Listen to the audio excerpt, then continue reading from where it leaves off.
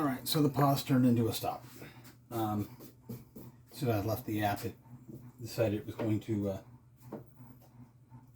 stop recording. It is almost 9 o'clock, and I have to pick my wife up before 10. So I think I am going to do a little bit more on this, probably with sandpaper, to get into this end.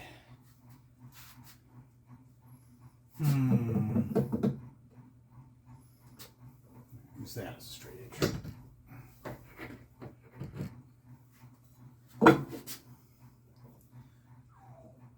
Yeah, got a pretty good valley in there. Yeah, it's only on this side though, for the most part. And we'll drop off on the end. Yeah, okay.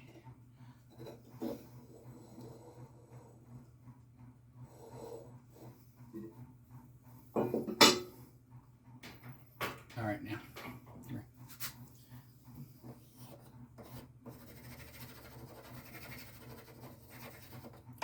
Right where the clamps are at.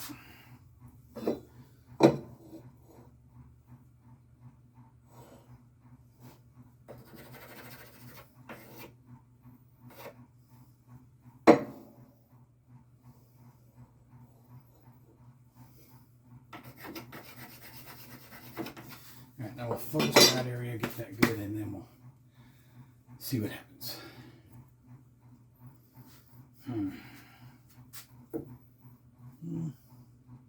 Yeah, a little aggressive at first. Limited area, quite a ways to go.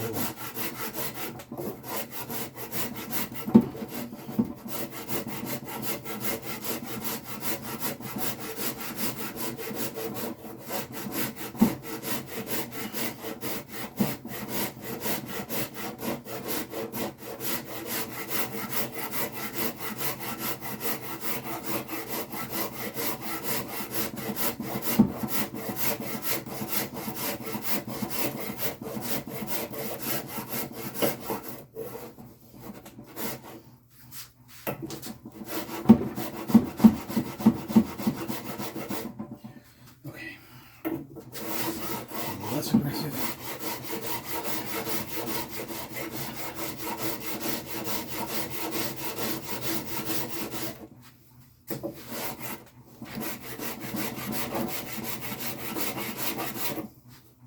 All right.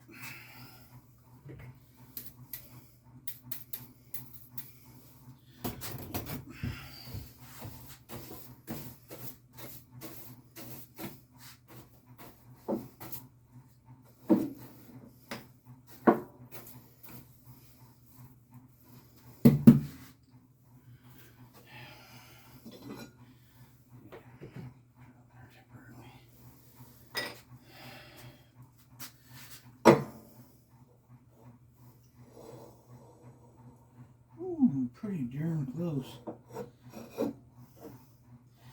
This side, however. A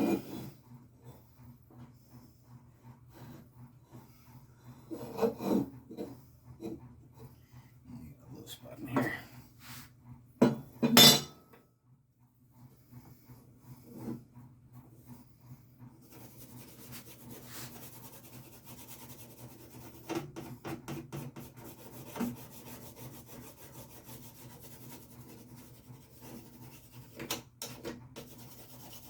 Whole thing out here. These low spots should be good. Okay.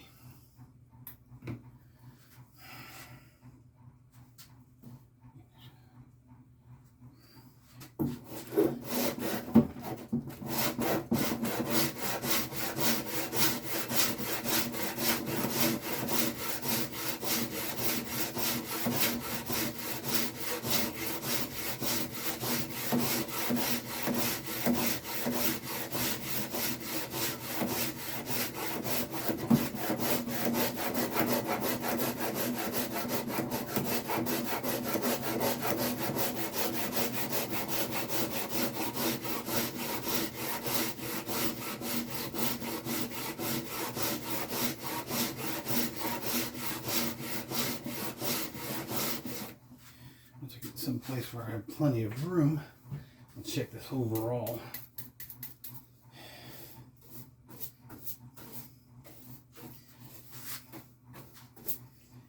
Right. Yeah, I think I'll avoid the sandpaper. This stuff doesn't really get as airborne as easily as sanding. So I don't have a great need for respiratory protection. Dust masks. Well, dust masks not really that much of a, it's a kind of a misnomer. Because it doesn't really stop the dust, it just redirects it around and in. So I know that most of these masks that people are wearing for the purposes of not inhaling a virus don't work. Properly fitted respirator, that works. I've worked in a paint booth. That definitely works. You can't even smell the paint.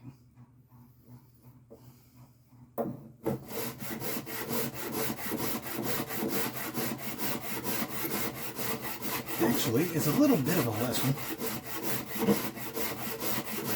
Like this little bit here.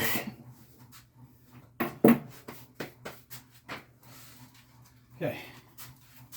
This, the well-fitted respirator, fits on there.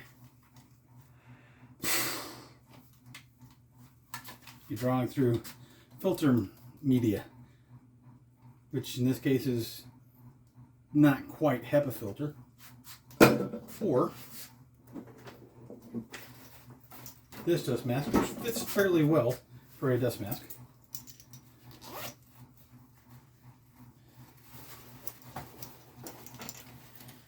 Going through that filter media. Which one do you think is actually working better? Granted, most particulate matter in here, other than, of course, working with seashells and other such things, works just fine. That fine powder, better be wearing a respirator. Otherwise, you end up with a nasty cough and itchy throat and just general bad feeling. Don't recommend it. 2 thumbs down. Not recommended. Not quite as bad as cancer you'll get from inhaling things like the fractured silicate, as they call it, seashell dust, or drilling holes in concrete or anything along that lines that contains silicate. There's all kinds of ways to get exposed. And as I've found out, being part of the Mineral Gem Club,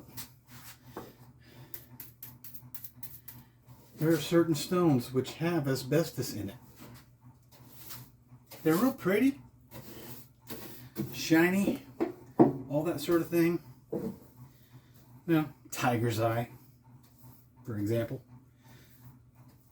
It's fine once you polish it, but cutting it, you don't want to inhale that stuff. And you don't want to take it home on your clothes and inhale it later on. It's bad for your lungs. You know what? I think I'm fairly close on that one. This is going to probably be some chisel work. Yeah, I'm thinking so. Alright, let me get this thing out of here and check it. And deal with my dust. Boy, do I have a lot of dust I gotta get rid of. Alright, well, shavings. Oh.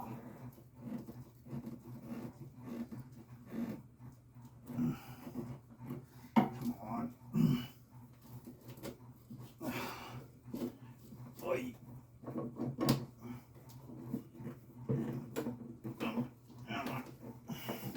Gripping this thing, it's right next to a drawer. Difficult. Alrighty.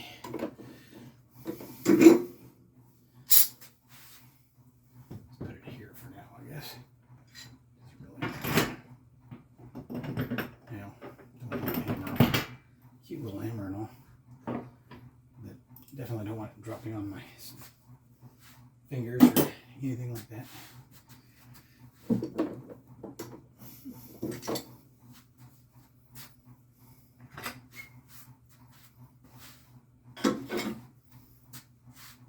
Move these over here. Here for now. Get them up and out the way. Oh, goodness. Again, right next to a drawer. Not that I don't like the drawers, it's not making this easy to be used as a workbench. Alright.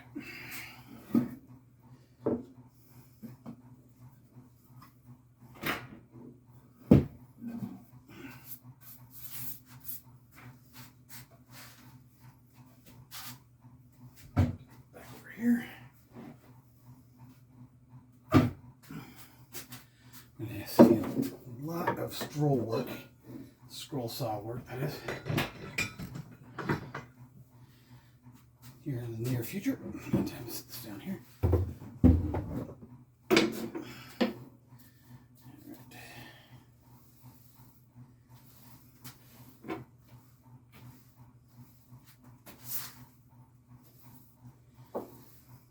So I think don't kick this dust up unless you're brushing. Generally not a good idea. There we go. Clip it on that thing.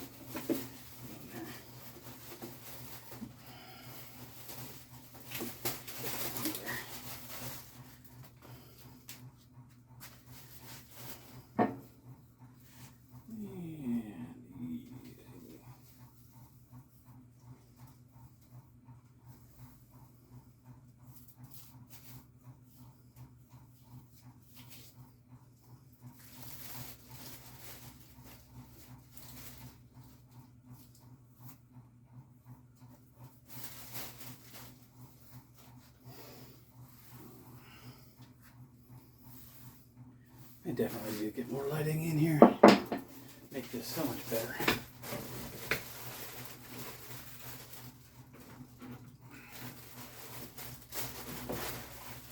Hang. I'm saving the tape. You don't need the tape.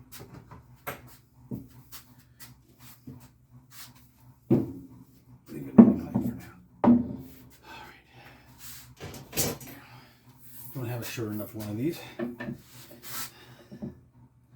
Yeah. Okay. Nice about there.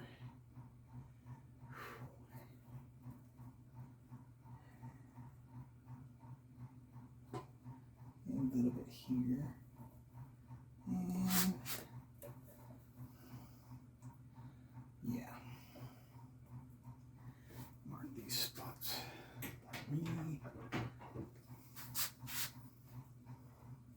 Look for daylight, or I should say light.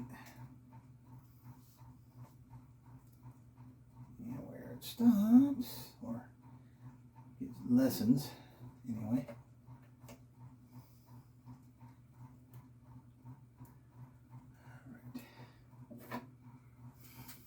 Alright.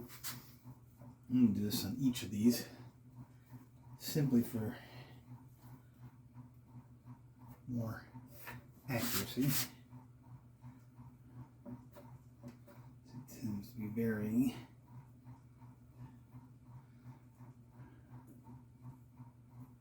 Alright.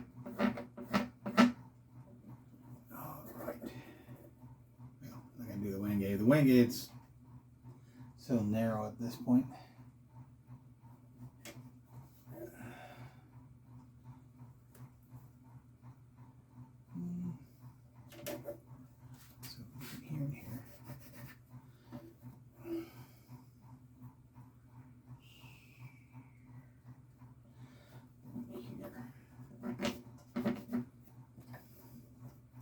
And this piece.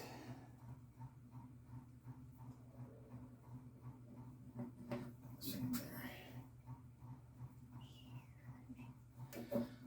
I do the one eye sighting method. Looks really odd to those who haven't done it, but it helps you to focus while getting the ambient light distortion.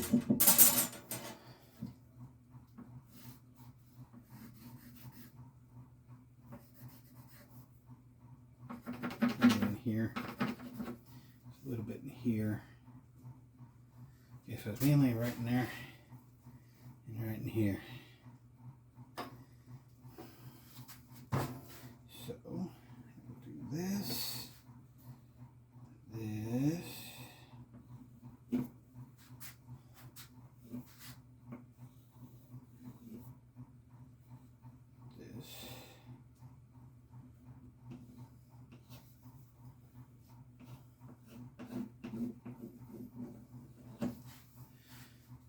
those ears I'm going to have to concentrate on next time. Oh.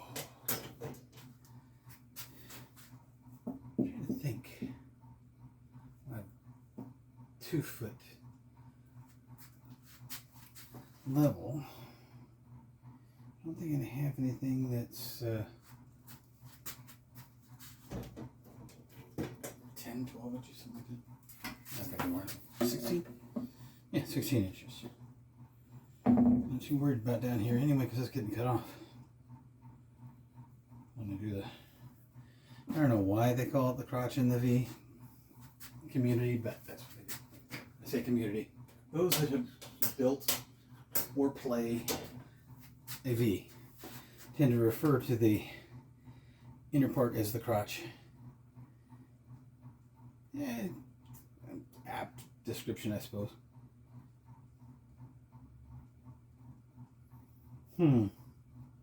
I wonder if this can be stable enough I can do that. Out crank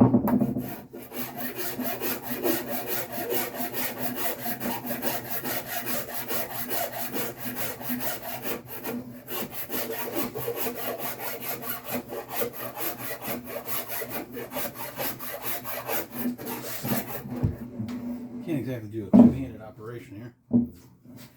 That's what the belly's for, right? I said jokingly, but it does work.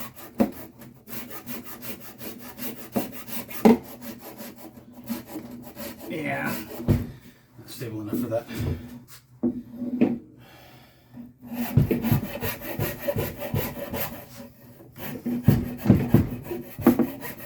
The hollow wall really does make a lot of noise when you bang on it. Good thing my wife's not in her office. That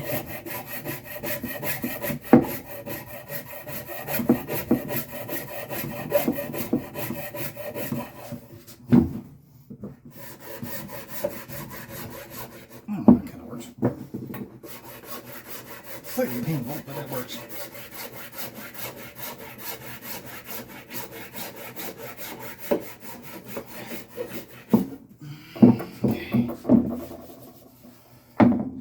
Lose that completely.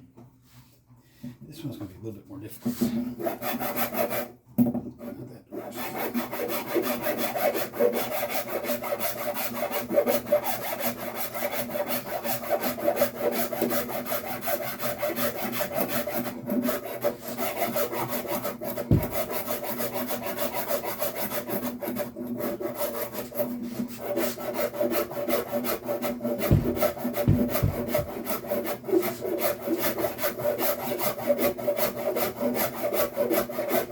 All right.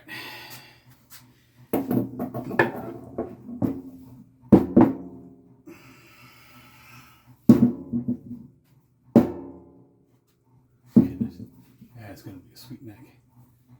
Yeah, a couple spots in here. A little worried about, but not too badly. Dings and nicks. Overall, I think I'll have plenty of reach in that. Might be a little thin down here at the fingerboard. Might think of stiffening this a little bit more. I don't really want to have too much meat there though. I don't know. That's so much a structural thing it is. Yeah, multi-laminate. But I don't want too much of a weak spot on that neck either. 6-string bass can have a lot of tension on it. Anybody who's played 6-string bass and had even the high string snap on them while playing knows it, it has a lot of tension. You don't want to be near it when it happens. Not quite like a bomb going off, but you definitely notice it. It's not like I've gotten any scars from it. But like with anything in life, you want to be careful, but not overly cautious. If you're overly cautious, you will live your life in a bubble. Never do anything because it might be dangerous. I'm not advising that. But don't be stupid either. Yes, I said it. Don't be stupid.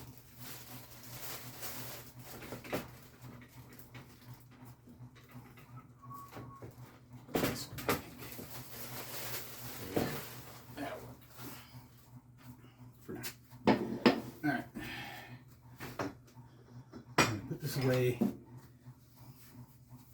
Stop recording. Messing around. Looking much better. A little bit in here. I'm probably gonna have to straighten out. Smooth this out a little bit. Yeah, chisel work. Oops, I forgot to clean up the spot. I'm gonna do that too.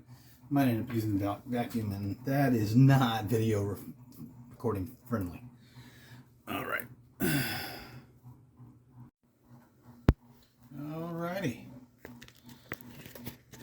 I'm going to add this one onto the video that I shot the other night.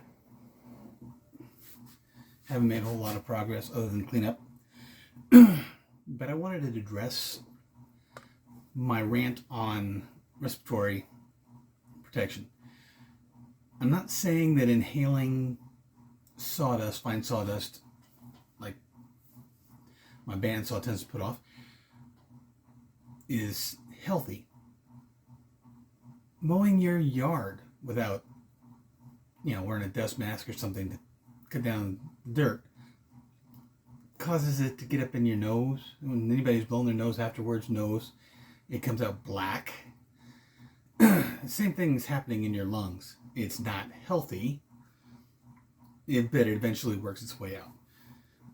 Whereas things like fractured silicate cause scarring, which stays permanently. That being said, when you're in a situation like this room, where your bandsaw is right near your other bench, there's going to be fine sawdust that you may not notice. As I found out when I went to go wash my hands and rub my face, there was a little airborne sawdust. I'm fine, I'm breathing okay, I don't have any issues. But be cautious. Other thing I wanted to address is the thinness of this neck. Now, we're talking, let's see, at 24th fret or so.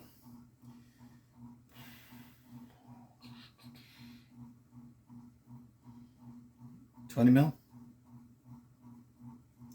which is about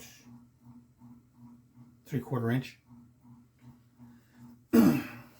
Now for a bolt-on, that would be catastrophic. But you can do a 1 inch or less actual neck, not the fretboard, all the way through your guitar, or a set neck. And that'd be fine. So there's some support behind it of some kind. The support is the linear grain going this way with different grains and tension. There's also carbon fiber, stiffening rod, truss rod, and all that for this part, upper part.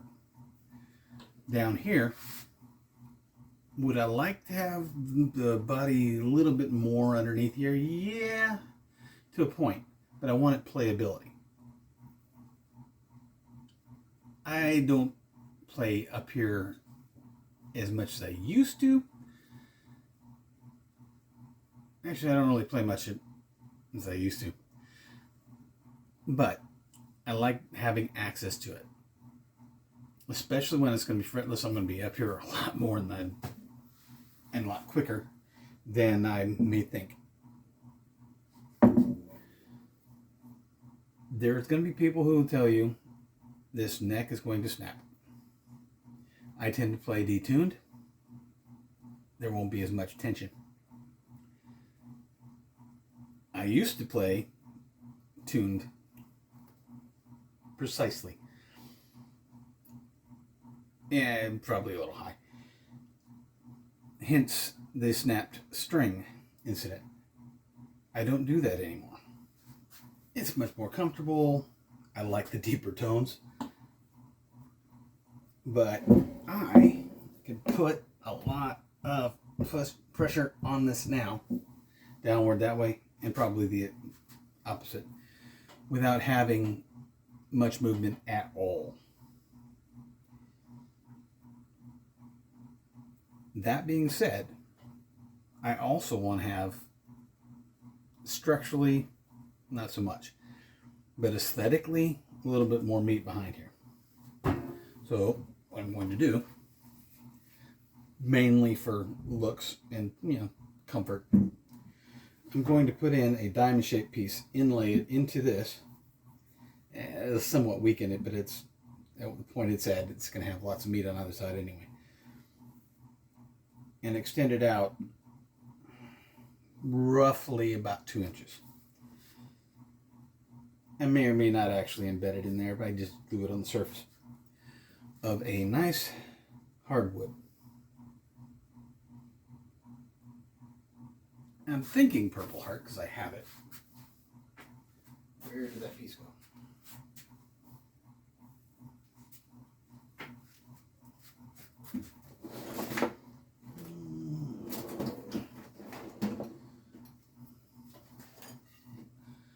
I could use that. I do have it, but that's not what I'm wanting to do. Where did that piece go? Anyway, that piece has moved somewhere else. But I have plenty left over from the bridges that I'm building. I think that one's really, really nice. Be awesome when I get done. Plenty of material here to put that piece in, laid right in here. I debated on whether or not to make it longer. I just don't really see the point. I may look back on this and say I should have, but mainly it's just a matter of transition, comfortable transition, and a little bit of touch to let me know I'm getting near the end of the fretboard. But overall, this is one solid piece. Hey, there's a little bit of movement there. Okay, it does move a little, but chances for breaking there are pretty slim, especially once this piece is glued in. Good solid wood, and that piece in the back that I want to do. So don't worry, there will not be a catastrophe with this once I string it up. Oh man, I've got so much carving stuff to do on this thing. I need to get this thing as far along as I can quickly. I'm running out of time to do the detail work. And there's going to be a lot of detail work. That's where I tend to kind of geek out on and just go crazy. I figure there's probably going to be near 1,000 letters in this thing, on top of, well, hundreds anyway, as well as the inlays for the fretboard. Be using, I was thinking about this today, I will be using copper and brass. Yeah, the whole flame colors thing. Going up, snaking up the center part of the fretboard. I want to use as thin as I can to be visually,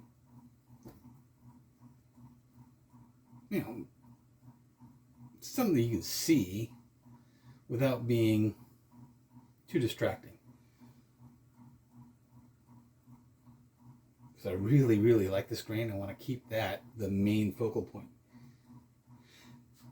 But I had already designed it for this. So I'm going to be doing that. I'm going to be using opal mainly. Pieces of the blue, the heart-shaped for the 12th fret. 24th fret to the 12th fret, I'm thinking I'm going to be using the brass plate that I cut little flames out of. I might change my mind on that.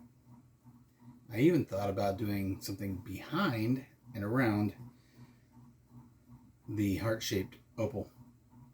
We'll see. Stay tuned for that. But that's enough of an update. I'm already going to make this video a little long doing this. That was all I wanted to cover, pretty much. Go make some sawdust. No, seriously, go make some sawdust.